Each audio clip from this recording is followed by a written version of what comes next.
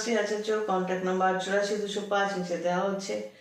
আমার কিছু কাস্টমার যারা আছে তারা যে সবাই কথা শোনে তা না।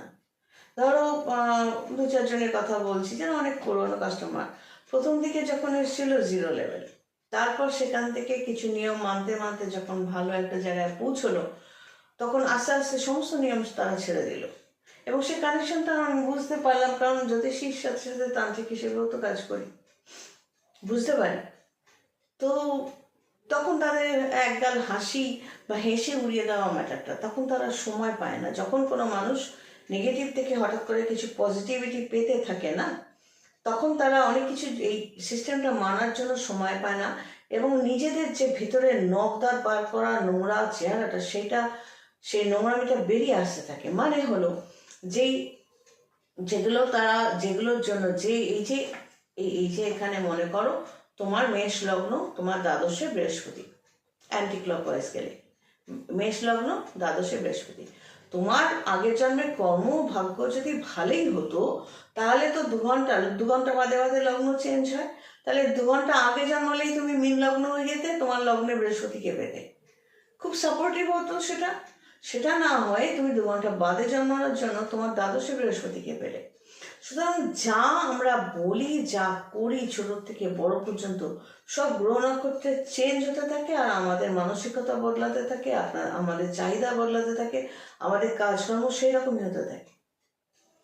একটা মানুষ দিব্যি ভালো ছিল, হঠাৎ করে সে একটা খারাপ ডিসিশন নিয়ে নিল, সেটা নিজের জন্য হোক চাই অন্য কারোর জন্য। তার মানে হলো সেই সময়টা অন্য এমন কোনো অ্যান্টি গ্রহের দশা অন্তর্দশা থেকে কানেকশানে আছে বা ছকে টাচ করেছে, যার জন্য সে উল্টোপাল্টা চিন্তার কারণে সে এটা করতে শুরু করলো। এবং সেটা ততদিন করবে যতদিন এখানে স্প্যানটা থাকবে সেই কানেকশানে, সেই গ্রহ বা এবং নক্ষত্রের কানেকশানে। যারা এই আমার কাস্টমারদের মধ্যে একজন দম্পতি তাদের না করেছিলাম দিল্লিতে থাকে যে বেড়াল পুষবেন, আর একজন হচ্ছে কলকাতার অনেক পুরনো কাস্টমার, সে হঠাৎ বলছে এখন অ্যান্টি র্যাবিস ইঞ্জেকশন দিতে যাচ্ছে। তা আমি তখন জিজ্ঞেস করলাম এটা কে বলেছে তাকে। সে ফেসবুক থেকে কালেকশন করেছে, আমার 2 কাস্টমারই, তারা ওখান থেকে কালেকশন করেছে। তাদের নাকি শনি 7.5 চলছে, কোন জ্যোতিষী বলেছে তার কুকুরকে খাওয়াতে, বেড়াল পুষতে, তো তারা করতে গেছে এবং তাদের ইঞ্জেকশন নিতে হচ্ছে।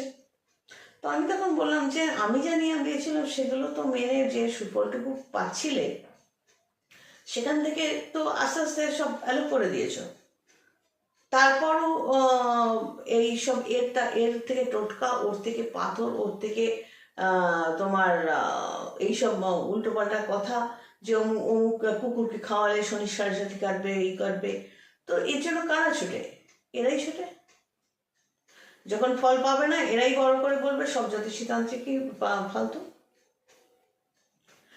আমার তো মনে হয় যে এইসব যাদের অ্যান্টিরেবিস ইঞ্জেকশন নিতে হচ্ছে তাদের ওই জ্যোতিষীর কাছেই যাওয়া উচিত। পাবে না, কারণ এরকম ঘটনা হয়েছে শুনলে একে ব্লক করে দেবে। নির্বোধ। আমি তো বলিনি কখনো তোমার শনি খারাপ। তোমার মুশকিলটা হচ্ছে এই কাস্টমাররা, ক্লায়েন্টরা, এরা অনেকেই বলে ইস মানুষকে বোকা বানাচ্ছে। মানুষ বোকা? কে বোকা? যে লেখাপড়া শেখেনি তাকেও বোকা বানাতে যাও দেখি। ঠিক বুঝে নেবে কোনটা তার ফলে, কোনটাতে তার লাভ আছে। কে বোকা? জ্যোতিষীরা বোকা যারা আমাদের মতো পরীক্ষা দিয়ে পাশ করে পুরোনো সাবজেক্টটা এই শাস্ত্র নিয়ে পড়াশোনা রেগুলার চালিয়ে যায়, বোকা আমরা মনি। কাজ হয়ে যাওয়ার পরও তখন হাজার একটা ছুতো বলবে টাকাটা না কম দিলাম, বা যে কাজগুলো হচ্ছে সেগুলো চোখে পড়বে না, যেটা হচ্ছে না সেটাকে খুঁজে এনে ওই যে ওইটা হয়নি না, ওই জন্য আমি টাকাটা কম দিলাম, বা আমার হাতে এখন টাকা নেই। পুরো 100% মিথ্যে কথা। অ্যাকাউন্টে ভর্তি টাকা থাকা সত্ত্বেও তখন তারা বলে টাকা নেই তাই টাকা কম দিচ্ছি। বা অনেকে টাকা দেওয়ার সময় ডিটাচ হয়ে যায়, তখন আর তাকে খুঁজেই পাওয়া যায় না। যখন গাড্ডায় পড়ে তখন আবার ছুটে আসে, তখন আবার কিছুটা টোকেন মানি দিয়ে তখন ভালো মানুষই করার চেষ্টা করে। বোকা তো আমরা বনি, আমরা ওই আমাদের বোকা বানানো। আমি কিছুটা ইচ্ছে করি বনি, কেউ অনিচ্ছায় বোকা বনে না। তো এই ধরনের মানুষ যারা আছে তারা বোকা বনে। এরা এই জন্য বনে যে তারা মিরাকেল, অলৌকিক চায়। মাদুলি পাথর কবচ টবচ হেনা তেনা পরবো, আমি বদলাবো না, আমি যেমন ছিলাম তেমন চাইবো। যেমন একটা ধরো ডাস্টবিন, তার ওপরটা তুমি ফুল টুল দিয়ে সাজিয়ে দিলে, গন্ধটা তো ডাস্টবিনেরই ছাড়বে। মানে ভাগ্যটা, আমার বক্তব্য জিনিস হচ্ছে ভাগ্য বদলাতে গেলে তোমাকেও ময়দানে নামতে হবে। যে আজকে বৃহস্পতি, ওই যে বললাম মেষ লগ্ন সাপেক্ষে দ্বাদশে বৃহস্পতি, বৃহস্পতিটা ঠিক করতে গেলে তোমাকে একটা নিয়মের মধ্যে আসতে হবে। কারণ বৃহস্পতির নেগেটিভিটি হলে কি কি নিয়ম তোমাকে মানতে হবে সেটা তো তোমাকে মেনে চলতে হবে। কারো ধরো পেটে সমস্যা হয়েছে বা গলব্লাডারে বা লিভারে, ডাক্তার যে ওষুধটা দেবে ওষুধের সাথে সাথে কিছু ইনস্ট্রাকশনও থাকে, এটা খাবেন ওটা খাবেন না। কিন্তু কেউ যদি মনে করে শুধু ওষুধটা খেলাম আর বাকিগুলো মানলাম না, আমি রিচ ফুড, স্পাইস ফুড এগুলো খেয়ে বসে রইলাম, স্বাভাবিকভাবেই অসুখটা তো পুরোপুরি ক্লিয়ার হয় না। তো আগে সিলেক্ট করতে হবে কোন ধরনের জ্যোতিষী, একজন জ্যোতিষী তান্ত্রিক না অনেক জ্যোতিষী তান্ত্রিক, কজনের কথা শুনে চলবে এবং কিভাবে ফলভোগ করবে, নিজেরা ডিসিশন নিলেই ভালো হয়। আমি বুঝতে পারি কার মানসিকতা, কারণ রেগুলারের চার্টগুলো তো আমি করি, আমার কাস্টমারদের মধ্যে কে কী করছে সেটা যেমন আমি বুঝতে পারি, কার কি হচ্ছে না হচ্ছে সেটা যেমন বুঝতে পারি। বলার তো দরকার নেই, আমি যে সব কিছু বলবো তার জন্য তো আমি পয়সা পাই না, সেই জন্য আমি বলি না সব কিছু, বুঝলেও চুপ করে থাকি। তবে একটা কথা মাথায় রাখতে হবে, যে শর্টকাটে গোলটা ছুতে চায় বা পৌঁছতে চায় সে কোনোদিন সফল হয় না।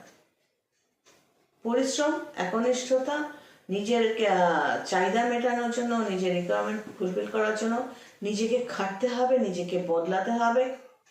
এবং কোন লাইনে আমি এগোতে চাইছি, সাকসেস কিভাবে পেতে চাইছি, সেটাকে ঠিকঠাকভাবে এগোতে গেলে দরকার হলে কোচ রাখতে হয়, মানে গাইড,